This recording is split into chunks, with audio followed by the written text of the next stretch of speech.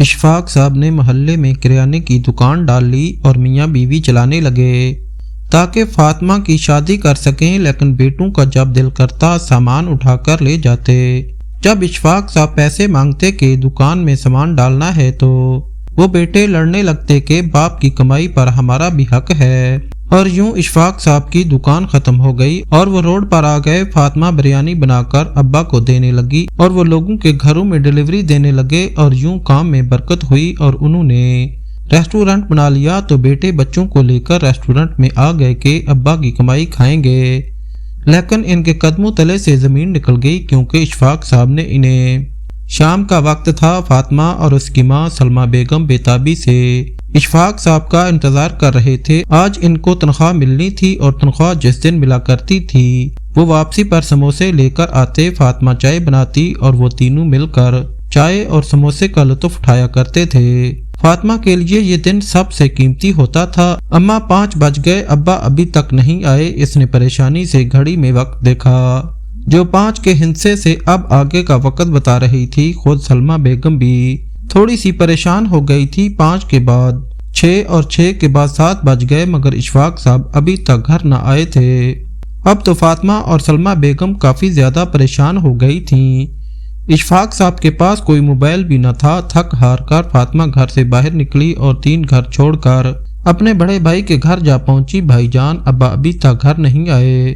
فاطمہ نے فکر مندی سے بھائی سے کہا۔ وہ جو ٹی وی پر لگا ہوا کوئی ڈرامہ دیکھ رہا تھا اور اس کی بیوی کچن میں مچھلی فرائی کر رہی تھی۔ بیزاری سے بولا آ جائیں گے ابھی، انہوں نے کون سا کوکاف جانا ہے، میرے موبائل میں بیلنس نہیں ورنہ میں فون کر لیتا۔ فاطمہ کو جواب مل چکا تھا۔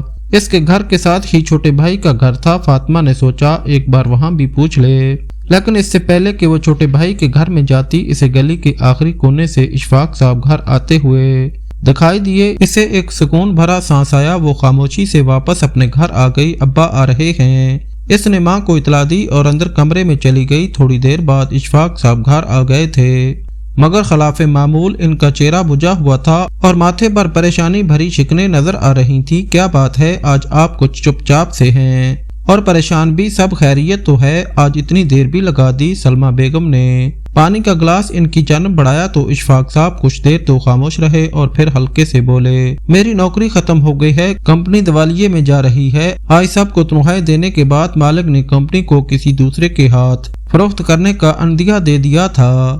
نیا مالک اپنا سارا سٹاف اپنے ساتھ لائے گا، اس لیے ہم سب اب فارغ ہو گئے ہیں۔ اشفاق صاحب کی بات تھی یا گویا کوئی بم سلمہ بیگم اور فاطمہ کے اوپر تو جیسے آسمان ہی ٹوٹ پڑا۔ گھر کے تمام اخراجات اشفاق صاحب کی معمولی سی تنخواہ میں ہی بڑی مشکل سے پورا ہوا کرتے تھے۔ اب اگر وہ تنخواہ بھی نہ آئی تو انہیں تو کھانے پینے کے بھی لالے پڑ سکتے تھے۔ لیکن اشفاق صاحب ہم نے اگلے سال فاطمہ کی شادی کرنی ہے، آپ کو پتہ ہے نا، جہاں اس کا رشتہ طے ہوا ہے وہ لوگ بار بار تاریخ پر تاریخ مانگ رہے ہیں، لیکن ہم نے صرف جہیز نہ ہونے کی وجہ سے انہیں ٹال رکھا ہے، اب کیا ہوگا؟ سلمہ بیگم نے پریشانی سے کہا تھا۔ اشفاق صاحب کچھ دیر سوچتے رہے اور پھر بولے، فکر مت کرو، ہمیں نکالنے کے ساتھ ہی کمپنی نے چند لاکھ روپے ہر ملازم کو دیے ہیں، مجھے بھی 3 لاکھ روپے ملے ہیں۔ اس 3 لاکھ سے میں کوئی دکان ڈال لیتا ہوں جس کی آمدنی سے گھر بھی چلتا رہے گا اور فاطمہ کا جہیز بھی بنا لوں گا۔ اشفاق صاحب کی بات میں دم تھا۔ سلمہ بیگم کو یہ بات اچھی لگی، کم از کم کوئی امید تو تھی۔ اشفاق صاحب نے گھر کے 3 کمروں میں سے ایک کمرہ جس کا دروازہ باہر کی سمت کھلتا تھا، اس میں سے سارا سامان نکال کر گھر کے اندر رکھا اور اسے اپنی دکان کی شکل دے دی۔ 3 لاکھ روپے اچھی خاصی رقم تھی۔ انہوں نے دکان میں بہت سارا سامان ڈلوا لیا۔ محلے کے لوگوں نے نزدیک ہی ایک بڑی اور اچھی دکان دیکھی تو اکثر لوگ اشفاق صاحب کی دکان سے آ کر خریداری کرنے لگے۔ پہلا مہینہ ہی اتنا اچھا گزرا کہ اشفاق صاحب کو یقین نہ آیا انہیں اتنی اچھی آمدنی ہو سکتی ہے۔ دکان میں ابھی کافی مال موجود تھا۔ اشفاق صاحب اپنی دکان سے رقم اٹھا کر گھر لا رہے تھے اور سوچ رہے تھے کہ آج یہ پیسے فرنیچر والے کو دے دیں گے تاکہ اس کا ایڈوانس ادا ہو جائے۔ انہوں نے محلے کا ایک چھوٹا لڑکا اپنے غیر موجودگی میں دکان پر بٹھا رکھا تھا، جلدی کھانا دے دو، سلمہ بیگم دکان پر گاہکوں کا رش ہے۔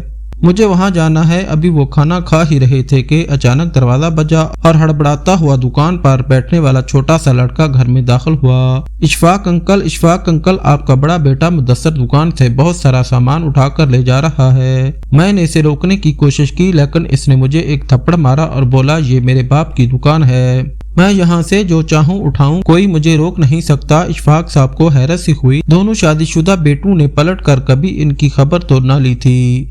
جب سے الگ ہوئے تھے تب سے انہوں نے کبھی مصیبت میں بھی ماں باپ کی مدد نہ کی تھی، تو پھر آج مدثر دکان پر کیا کرنے آیا تھا؟ جلدی کھانا ختم کر کے اشفاق صاحب اپنی دکان پر پہنچے تو ان کے قدموں تلے سے زمین نکل گئی، کیونکہ وہ دکان جہاں اچھا خاصا مال موجود تھا وہ کسی بنجر زمین کا منظر پیش کر رہی تھی۔ چینی کے بورے خالی ہو چکے تھے، آٹا جتنا تھا وہ سب کا سب مدثر اپنے گھر لے جا چکا تھا۔ دالیں، مسالے، یہاں تک کہ شیمپو اور ٹوتھ پیسٹ کے بھی کئی ڈبے مدثر اپنے گھر لے گیا تھا۔ اشفاق صاحب کو سخت غصہ آیا۔ انہوں نے اسی وقت دکان بند کی اور سیدھے اپنے بیٹے مدثر کے گھر جا پہنچے۔ وہاں جاتے ہی انہیں حیرت کا شدید جھٹکا لگا۔ دکان سے لایا ہوا سارا سامان چارپائی پر ڈھیر تھا اور ان کے گھر کے مہینے کے راشن سے کہیں زیادہ کا سامان تھا۔ یہ سب کیا ہے مدثر؟ تم میری دکان سے سامان اٹھا کر کیوں لائے ہو؟ تمہیں پتا تو ہے کہ میں اس دکان سے بڑی مشکل سے پیسے کما کر فاطمہ کا جہیز بنا رہا ہوں۔ اشفاق صاحب نے سخت لہجے میں کہا۔ مدثر مسکراتا ہوا چارپائی سے اٹھا۔ ارے غصہ کیوں کر رہے ہیں ابا جان؟ صرف فاطمہ ہی آپ کی بیٹی نہیں ہے، میں بھی آپ کا کچھ لگتا ہوں۔ جائیداد میں حصہ دے کر فارغ کر دیا تو اس کا مطلب ہمارا آپ سے حق ختم ہو گیا ہے؟ نہیں، ایسا نہیں ہے، میرے پاس راشن خریدنے کے پیسے کم پڑ رہے تھے، اسی لیے میں آپ کی دکان سے سامان اٹھا لایا ہوں اور اگلے مہینے بھی اٹھاؤں گا، کیونکہ جب میرے باپ کی دکان ہے تو میں کیوں غیروں کی دکان سے سامان لوں؟ مدثر کی بات پر اشفاق صاحب جھنجھلا گئے۔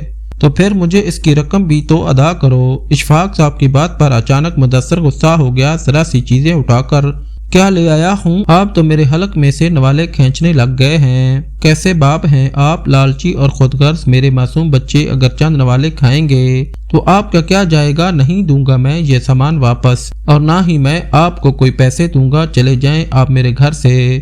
مدثر کی بدتمیزی پر اشفاق صاحب بے بسی سے اپنے گھر واپس آ گئے، مگر یہ تو صرف ابتدا تھی۔ اشفاق صاحب کو دکان سے جو رقم حاصل ہوئی تھی وہ فرنیچر والے کو دینے کی بجائے دوبارہ دکان میں مال ڈلوا لیا، مگر ان کے بیٹوں نے تو وتیرہ ہی بنا لیا تھا۔ جو ہی وہ کھانا کھانے کے لیے گھر آتے، مدثر یا چھوٹا شبیر میں سے کوئی بھی دکان پر جاتا اور انہیں جس چیز کی ضرورت ہوتی وہ اٹھا کر گھر لے جاتے۔ دونوں پورے مہینے کا راشن اشفاق صاحب کی دکان سے اٹھانے لگے۔ وہ چھوٹا لڑکا اگر منع کرنے کی کوشش کرتا تو وہ اسے تھپڑوں سے سرخ کر دیتے۔ اشفاق صاحب شدید بیزار ہو چکے تھے۔ وہ انہیں منع کرتے لیکن ان کے بیٹے سر چڑھ کر بدتمیزی کرنے لگتے۔ دکان کا حال خراب ہوتا جا رہا تھا، وہ اجاڑنے لگے۔ لوگ دکان پر آتے مگر اشفاق صاحب کے پاس انہیں مہیا کرنے کے لیے سامان نہ ہوتا تو وہ تنگ ہو کر واپس چلے جاتے۔ دکان کی آمدنی محدود ہونے لگی۔ سامان نہ ہونے کی وجہ سے اشفاق صاحب شدید پریشان تھے۔ دوسرا مہینہ شروع ہوا تو اشفاق صاحب کے پاس اتنے پیسے بھی نہ تھے کہ آٹا اور چینی ہی دکان میں ڈلوا سکیں۔ تنگ آ کر وہ اپنے بیٹوں کے پاس چلے گئے۔ مجھے کچھ رقم دو، دکان میں سامان ڈلوانا ہے، ورنہ میری دکان ٹھپ ہو جائے گی اور میں ایسا نہیں چاہتا۔ انہوں نے پہلے چھوٹے شبیر سے کہا تھا۔ اس نے اسی مہینے اپنی موٹر سائیکل چھوڑ کر ایک گاڑی خریدی تھی۔ وہ بیزار شکل بنانے لگا۔ اب آپ کو پتا تو ہے میں معمولی سی سرکاری نوکری کرتا ہوں، اب میرے پاس اتنے پیسے کہاں سے آئے کہ میں آپ کو دکان میں ڈلوانے کے لیے لاکھوں کی رقمیں مہیا کروں؟ ماں باپ ساری عمر بچوں کو دیتے ہیں، لیکن آپ کا الگ حساب ہے۔ آپ تو ہر تھوڑے دن کے بعد دروازہ پیٹ کر مانگنے چلے آتے ہیں۔ میرے پاس کوئی پیسے نہیں ہیں، وہ بدتمیزی سے کہہ کر گھر سے باہر نکلتا چلا گیا۔ اشفاق صاحب کا جی چاہا وہ پھوٹ پھوٹ کر رو دے۔ ایسے ناخلف اور نافرمان بیٹے تھے جنہیں اتنا بھی احساس نہ تھا کہ ان کے گھر میں جوان کنواری بہن ہے جس کی شادی وقت پر کرنا ضروری ہے۔ اشفاق صاحب دونوں بیٹوں سے مایوس ہو کر اپنا سامان لے کر واپس دکان آ گئے۔ دکان خالی تھی۔ چند روز بعد وہ مکمل طور پر بند ہو گئی۔ اشفاق صاحب کے پاس روزمرہ کے اخراجات کے لیے بھی رقم نہ بچی تھی۔ اشفاق صاحب پریشان سے پریشان تر ہوتے جا رہے تھے، لیکن ابھی ان کی آزمائش مزید باقی تھی۔ اسی روز شام کے وقت فاطمہ کو ہونے والا سسرال آن پہنچا۔ ارے سلمہ کب تک تیاری کرو گی؟ میری بوڑھی ہڈیوں میں اب دم نہیں ہے کہ میں پورے گھر کے کام کاج کروں۔ जल्दी से फातिमा को ब्याह कर मुझे दे दो ताकि मैं तो सुकून से बैठकर खाना खा सकूं। फातिमा की होने वाली साथ नहूस से कहती हुई चारपाई पर बैठ गई। सलमा बेगम भी शर्मिंदा सा होने लगी। जहेज की जो लिस्ट आपने दी थी, अगर आप इसके मुताबिक सामान न मांगे तो हम कल ही फातिमा की शादी कर दें, लेकिन जहेज का सामान बनाने में काफी वक्त लगता है, इसलिए ही तो हमने वक्त मांगा है। सलमा बेगम ने कहा तो सास यकदम जैसे उछल पड़ी, तुमने अभी तक जहेज नहीं बनाया।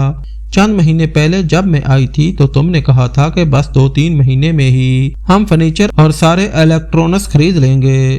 तुम तो अभी तक हाथ पर हाथ धरे बैठी हो, क्या बेटी को ब्याना नहीं है? और भाई बात सुनो, 6 महीने बाद मैं बारात लेकर आ जाऊंगी, तब ये न कहना कि हमारे पास देने के लिए फूटी कौड़ी नहीं।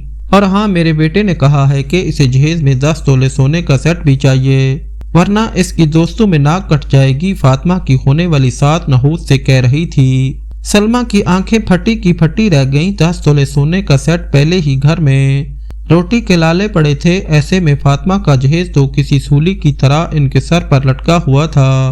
मगर सलमा न चाहते हुए भी खामी भर बैठी थी। लड़का अच्छी कंपनी में मुलाजमत करता था, इसकी अपनी गाड़ी थी, छोटी सी फैमिली थी। सलमा को लगता था कि फातिमा यहाँ पर खुश रहेगी। इसने जैसे तैसे करके फातिमा की सास को राजी करके भेज दिया कि 6 महीने बाद वो लोग शादी की तारीख दे देंगे। लेकिन अब वो और अशफाक साहब हद से ज्यादा परेशान हो चुके थे। अब्बा खाना खा लें। फातिमा ने बिरयानी से भरे ट्रे इशफाक साहब के सामने रखा तो वो चौंक गया। गोश्त कहाँ से आया? घर में तो सब्जी लाने के पैसे नहीं थे। इसने चौंक कर पूछा तो फातिमा शर्मिंदा सी हो गई। साथ वालों ने अपने बच्चे का अकीका किया है, वहीं से गोश्त का एक छापर आया था। मैंने बिरयानी बना ली, आपको पसंद है ना? फातिमा की बात पर इशफाक साहब चुप से हो गए थे। मैं कहीं मजदूरी का पता करने जाता हूँ, घर बैठकर तो कुछ नहीं होता। तुम ऐसा करो, ये बिरयानी मुझे शापर में डाल दो, इशफाक साहब ने फातिमा से कहा तो ना चाहते हुए भी इसने बिरयानी शापर में डालकर बाप के हवाले कर दी। इशफाक साहब घर से निकल गए। इन्हें मजदूरी का कोई तजर्बा तो था नहीं।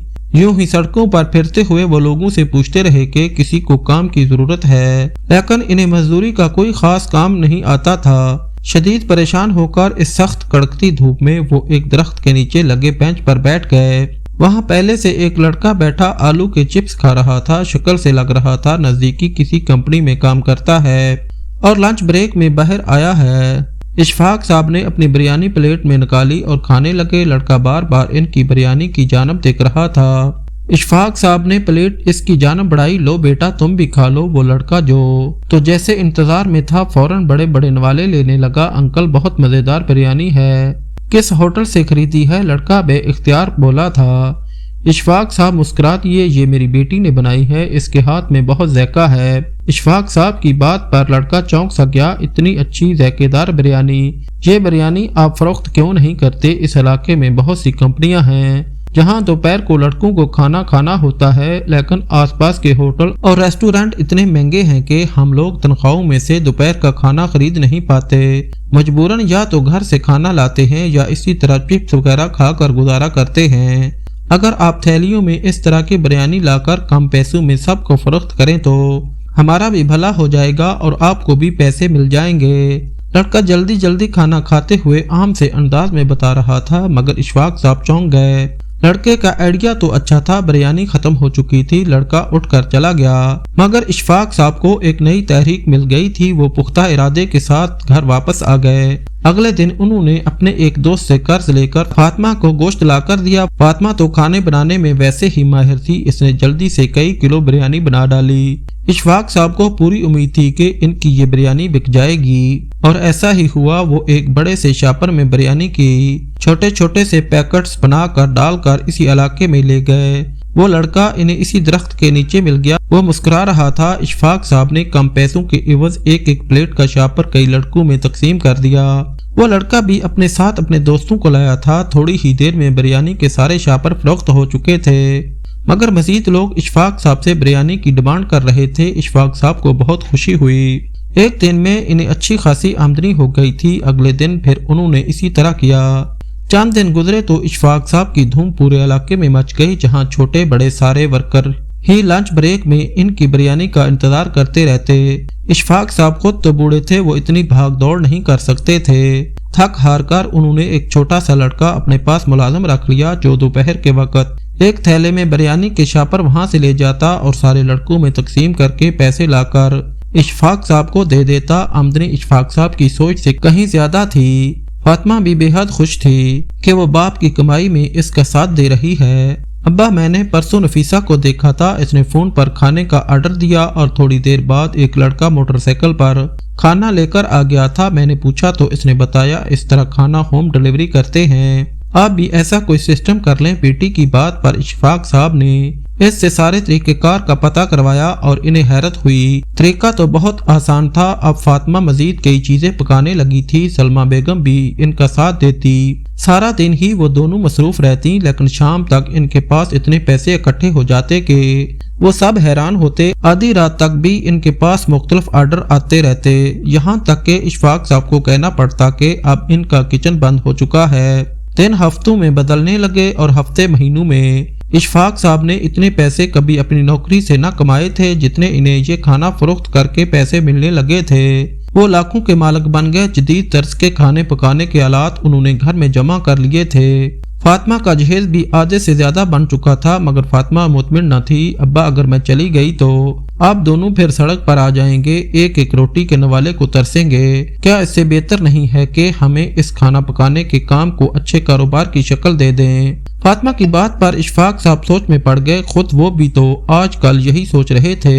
کچھ دیر سوچ بچار کے بعد انہیں آئیڈیا آ گیا۔ ان کے گھر کے 2 کمروں کے سامنے وسیع سین تھا، جہاں کے چھوٹے کمرے کو انہوں نے پہلے دکان کی شکل دی تھی۔ انہوں نے مکان کے آدھے حصے میں دیوار اٹھوائی اور پچھلا حصہ رہائش کے لیے چھوڑ کر اگلے حصے میں ایک چھوٹا سا ریسٹورنٹ بنا لیا۔ تعمیر پر کافی خرچ آیا، لیکن اس کے باوجود پہلے ہی ہفتے میں ریسٹورنٹ سے اس قدر آمدنی ہوئی کہ اشفاق صاحب روپیہ سنبھالتے سنبھالتے حیران ہو گئے۔ وہ بے حد خوش تھے۔ انہیں یقین نہیں آ رہا تھا کہ جس بیٹی کو وہ صرف جہیز کی خاطر گھر میں بٹھائے ہوئے تھے، وہ اس قدر عقلمند اور ذہین تھی کہ آج اس کے بنائے ہوئے کھانوں کی بدولت ان کا ایک شاندار کاروبار چل نکلا تھا۔ اب ریسٹورنٹ میں کھانا پکانے والے کئی افراد تھے۔ سارا دن گاہکوں کی ایک قطار لگی رہتی۔ اشفاق صاحب نے باہر کرسیاں میزیں لگا کر لڑکوں کے بیٹھنے کا انتظام کر دیا تھا، جبکہ اندر کمروں میں ایک شاندار سا فیملی ہال بھی بنا دیا تھا۔ بیٹھے بٹھائے وہ ایک انتہائی مالدار انسان بن گئے تھے۔ گھر میں پیسے کی ریل پیل ہونے لگی تو الگ گھروں میں رہتے بیٹوں کے منہ میں بھی پانی بھرنے لگا۔ وہ دونوں سر جوڑ کر بیٹھ گئے۔ ابا کے پاس صحیح مال جمع ہو گیا۔ جب ابا کا اتنا اچھا بنایا کاروبار ہے تو ہمیں کیا ضرورت ہے چھوٹی موٹی نوکریاں کرنے کی؟ دونوں یہی سوچ رہے تھے اور پھر آخر کار ایک روز بڑا مدثر اور چھوٹا شبیر دونوں ہی ریسٹورنٹ آ پہنچے۔ اس وقت ایک گاہک اپنے پچھلے پورے مہینے کے بل کی ادائیگی اشفاق صاحب کو کر رہا تھا۔ اس نے رقم دینے کے لیے اشفاق صاحب کی جانب بڑھائی، لیکن مدثر نے لپک کر وہ رقم تھام لی۔ ارے میں بھی تو ان کا بیٹا ہوں، اس کاروبار پر میرا بھی تو حصہ ہے۔ رقم بابا کو دینے کی بجائے آپ مجھے بھی دے سکتے ہیں، خوش آمدانہ انداز میں کہتے ہوئے اس نے پیسے لپیٹ کر اپنی جیب میں ڈال لیے۔ اشفاق صاحب کے ماتھے پر بل پڑ گئے۔ چھوٹا شبیر بھی ہوٹل کے ملازمین سے ہاتھ ملاتے ہوئے اپنا تعارف کروا رہا تھا۔ ابا جان، ہم نے فیصلہ کر لیا ہے، اب ہم اپنی اپنی نوکریوں پر نہیں جائیں گے بلکہ آپ کے ساتھ کاروبار میں ہاتھ بٹائیں گے، کیونکہ آپ بوڑھے ہو رہے ہیں اور اتنا کاروبار اکیلے آپ نہیں سنبھال سکتے۔ ہمیں آپ کی فکر ہے، بڑا مدثر چاپلوسی بھرے انداز میں کہہ رہا تھا۔ اشفاق صاحب مسکرا اٹھے۔ ہاں ابا جان، آپ کی صحت اب ایسی ہے نہیں کہ آپ دن رات مشقت کریں۔ میں روز جب ریسٹورنٹ کے سامنے سے گزرتا تو آپ کو محنت کرتے دیکھ کر مجھے شدید افسوس ہوتا تھا، لیکن اب آپ فکر نہ کریں، آپ چاہیں تو دن رات گھر پہ آرام کیا کریں۔ اب میں اور شبیر آ گئے ہیں، اسٹوڈنٹ کو ہم بخوبی سنبھال لیں گے۔ وہ مزید کہہ رہا تھا۔ اشفاق صاحب نے مسکراتے ہوئے اپنا سر جھٹکا۔ بیٹے کیا چاہتے تھے یہ تو ان کے چہرے پر صاف لکھا ہوا تھا۔ میں بھی یہی سوچ رہا تھا، کاروبار اچھا تو ہے لیکن اسے مزید بڑھانے کی ضرورت ہے۔ اگر میرے ساتھ تم دونوں بھی شریک ہوتے ہو تو لازمی بات ہے کہ ہمیں مزید جگہ کی ضرورت ہے، ہمیں مزید جگہ کی ضرورت پڑے گی۔ میں یہ سوچ رہا ہوں کہ گھر کا پچھلا رہائشی حصہ بھی ریسٹورنٹ میں شامل کر لوں، لیکن پھر سلمہ اور فاطمہ کہاں جائیں گی؟ اشفاق صاحب نے مصنوعی پریشانی سے کہا تو شبیر اور مدثر ایک دوسرے کا منہ دیکھنے لگے۔ ارے بابا، ہر جگہ کرائے کے مکان مل جاتے ہیں، آپ کہیں بھی کرائے کا مکان لے کر اماں اور فاطمہ کو ٹھہرا دیجئے گا، اور ویسے بھی تو فاطمہ کی تو شادی کرنی ہے نا آپ نے۔ शबीर ने लापरवाही से कहा। इशफाक साहब की मुस्कुराहट थोड़ी सिमट सी गई। किराए के मकान में क्यों? क्या तुम दोनों के अपने घर नहीं हैं? तुम दोनों में से कोई भी घर का आधा हिस्सा सलमा और फातिमा के नाम कर दो ताकि वो दोनों आराम से वहां रहती रहें। मैं भी बेफिक्र हो जाऊंगा। फिर हम तीनों बाप बेटे मिलकर ये कारोबार चलाएंगे, इशफाक साहब ने मजबूत लहजे में कहा। शबीर और मुदस्सर के कदमों तले से जमीन निकल गई। अब्बा जान, मेरा घर तो बहुत ही छोटा है। पहले ही सिर्फ 4 कमरे हैं जिसमें मैं और मेरे बच्चे रहते हैं। आपको पता तो है मेरी बीवी जुबान की तेज है। अम्मा का इसके साथ गुजारा नहीं होगा। आप ऐसा करें, शबीर से पूछ ले। मुदस्सर ने तो फौरन ही जवाब दे दिया था। शबीर भी दाएं बाएं देखने लगा। वाह भाई साहब, सारा मलबा मेरे सर पर डाल दिया। क्या मेरी बीवी का आपको नहीं पता? इसने तो पहले ही मुझे कह रखा है कि इसकी बहन की शादी होने वाली है। इसकी बहन और बहनोई हमारे घर आकर रहेंगे। ऐसे में भला अम्मा और फातिमा की वहाँ कहाँ जगह बनती है? आप फिक्र न करें, मैं कोई किराए का मकान लूंगा। शबीर ने आखिर में बाप को जैसे तसल्ली देने की कोशिश की थी, मगर इशफाक साहब अब मजीद इन्हें मोहलत देने के मूड में नहीं थे। वो इनकी असलियत पहचान चुके थे। वो बेटे जिन्होंने कभी मुश्किल वक्त में भी बाप के कंधे के साथ कंधा मिलाकर खड़े होने की तौफीक न महसूस की थी, आज जमे हुए कारोबार पर हक जमाने आ गए थे और अपनी एक बूढ़ी माँ और बहन को भी अपने घर में रखने पर तैयार नहीं थे। इशफाक साहब ने कहा, चलो ठीक है, फिर मेरा फैसला भी सुन लो। मुदस्सर शबीर मोहताज से हुए थे, मगर इशफाक साहब मुस्कुरा रहे थे। उन्होंने अपने रेस्टोरेंट में काम करने वाले तमाम गाहकों और मुलाजमीन को मुतवज्जे किया। जनाब, आप सब इधर आइए, मुझे आप लोगों को किसी से मुतारफ करवाना है। शबीर और मुदस्सर खुशी से फूल गए। अब अब्बा बताएंगे कि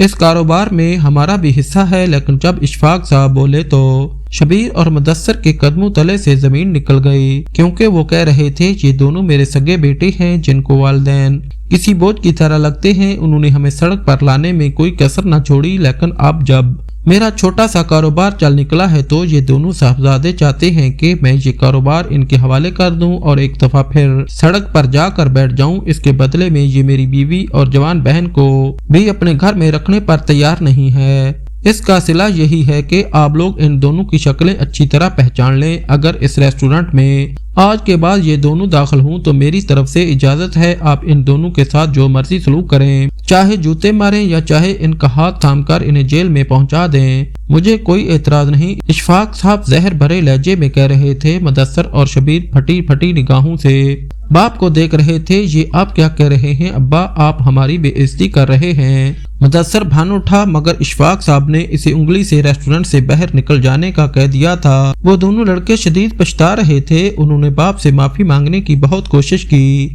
मगर इशफाक साहब अब दोबारा इन्हें मोहलत न देने का फैसला कर चुके थे। मुदस्सर और शबीर अपना सामू लेकर चले गए तो इशफाक साहब घर वापस आए। फातिमा की सास आई बैठी थी और ललचाई भरी निगाहों से फातिमा का जहेज देख रही थी। अरे वाह, इतनी महंगी महंगी चीजें ली हैं, मेरा तो घर भर जाएगा भाई। बस अब जल्दी से शादी की तारीख दे दो और बड़े से हाल में शादी करना। फातिमा को किसी महंगे पार्लर से तैयार करवाना। हाँ, मेरे लिए सोने के झुमके बनवाए हैं कि नहीं? फातिमा की सास सलमा से पूछ रही थी। सलमा बेगम मुस्कुरा कर रहेगी। जितनी भी रेस्टोरेंट की आमदनी थी वो सारी फातिमा की सास की फरमाइशों में पूरी होती जा रही थी। घर के हालात बहुत अच्छे तो हो चुके थे, लेकिन न जाने क्यों इनके दिल को अजीब वसवसा सा लगा था। फातिमा की सास को सिर्फ रुपए पैसे में दिलचस्पी थी। वो जब भी बात करती तो यही कहती कि इन्हें जल्द शादी की जरूरत है ताकि फातिमा घर जाकर कामकाज कर सके। अभी वो यही सोच रही थी कि इनकी नजर इशफाक साहब पर पड़ी। अरे आप आइए, बैठिए ना, उन्होंने कहा। लेकिन इशफाक साहब पास आकर खड़े हो गए। माफ कीजिए बहन, मैं इस रिश्ते से इनकार करता हूँ। मैं फातिमा की शादी आपके घर में नहीं कर सकता। आप लोग रुपए पैसे के लालची लोग हैं। पिछले 2 सालों में आप जहेज की बार बार कई लिस्टें बनवा चुकी हैं। आपके नजदीक मेरी बेटी की कोई हैसियत नहीं है। सोने के सेट, महंगे इलेक्ट्रॉनिक्स और भारी फर्नीचर, ये सब कुछ आपकी डिमांड है। मैं अपनी बेटी की शादी ऐसे लोगों में बिल्कुल नहीं कर सकता। इतना कहकर वह मुड़े और सलमा बेगम से बोले, मेरा पुराना दोस्त कल अपने बेटे के लिए फातिमा का हाथ मांगने आ रहा है। लड़का बहुत अच्छा और नेक है और इन लोगों को जहेज में भी कोई दिलचस्पी नहीं है, बल्कि इन्हें पढ़ी लिखी और नेक लड़की चाहिए। तुम फातिमा की शादी की तैयारी करो, मैं वहीं इसकी शादी करूंगा। इशफाक साहब कहते हुए अंदर कमरे में चले गए। फातिमा की सास मुंह खोले बैठी थी। इतनी बेइज्जती पर اسے سخت شرمندگی محسوس ہو رہی تھی۔ اس نے بات سنبھالنے کی کوشش کی مگر خود سلمہ بیگم بھی اس سے بیزار ہو چکی تھی۔ انہوں نے اسے بحر کا راستہ دکھایا۔ اگلے دن جب فاطمہ کا رشتہ آیا تو اشفاق صاحب سمیت سلمہ بیگم بھی حیران رہ گئی، کیونکہ لڑکا بے حد اعلیٰ تعلیم یافتہ اور بہت نیک تھا۔ اشفاق صاحب نے پوری چھان بھٹک کی تو اندازہ ہوا کہ محلے میں ان کی اچھی شہرت تھی۔ فاطمہ اپنے نصیبوں کے کھل جانے پر بے حد خوش تھی اور وہ جانتی تھی یہ سب صرف اس لیے ہوا ہے کیونکہ اس نے مصیبت کے وقت اپنے بوڑھے باپ کا ساتھ دیا تھا۔ اشفاق صاحب اب ایک چلتے ہوئے ریسٹورنٹ کے مالک تھے اور کاروبار دن دگنی اور رات جگنی ترقی کر رہا تھا۔